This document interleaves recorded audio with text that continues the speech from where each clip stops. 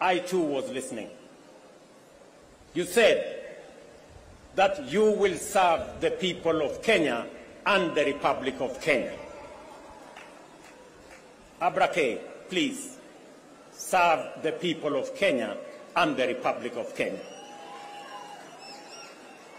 As I told our principal secretaries, as I told our cabinet secretaries, and as I tell every public servant who has a responsibility, who has a duty, who has the honor to serve our nation, let us serve the people of Kenya and the Republic of Kenya. We are not here to serve ourselves or our families or our communities or our regions or our villages. We are here to serve the Republic of Kenya and the people of Kenya. The second thing that you have said in your oath, I said in my oath, I listened to principal secretaries and cabinet secretaries and others. You have said you will serve without fear, without favor, without affection, and without ill will. My brother Abrake, I listened to you. The people of Kenya were listening to you. Serve without bias, without ill will, without favor, without affection, and without fear. So that together, the people of Kenya can know that their public servants, all of us, elected, appointed in different categories, shall know that we have one nation, one country, one people, and we are called upon by the Constitution of Kenya to serve them without bias, without fear, without favor. And let me undertake in this very historic national ceremony to the people of Kenya. And I say this as MCAs listen to me, as members of parliament listen to me, as members of the executive listen to me, those in the judiciary and those in the executive, that the people of Kenya, it doesn't matter, those who live near our oceans, near our lakes, in our mountains, in our valleys, in our arid and semi-arid areas, they are one people, one great nation called Kenya.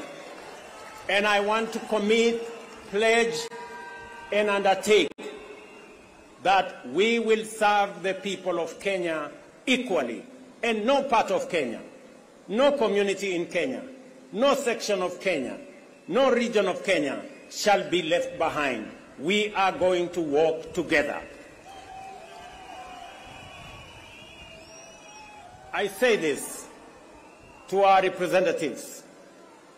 Every MCA knows that they were never voted by all the people in their ward. Every member of parliament knows the same, that they were never voted by all the people in their constituency. And so does my friends governors. They know that not everybody in their county voted for them. But they also know that they must serve all the people, whether they voted for them or did not vote for them. Professor, you and me have the honor to serve the people of Kenya. And as I have said before, we will serve the people of Kenya equally, those who voted for us and those who did not vote for us. The government of Kenya equally belongs to all the people of the Republic of Kenya. Let me also say the following, because this is a very important occasion. To underwrite that our judiciary works, that our legislature works, and we will make sure that our executive works and serves the people of Kenya. I know that we've gone through a journey, but in this journey, we have affirmed to both ourselves as the people of Kenya, to our friends, and to the international community, we have affirmed that Kenya is a constitutional democracy founded on the firm foundation of the rule of law. We believe in freedom, and we believe in making sure that no Kenyan and none of us is left behind. Today we stand here as a people, united, peaceful, because we are a democracy. We believe in our constitution. We believe in the rule of law, and we are a free people, and we make choices. Let me also say this to all of us who are public servants. It doesn't matter at what level. To all of us,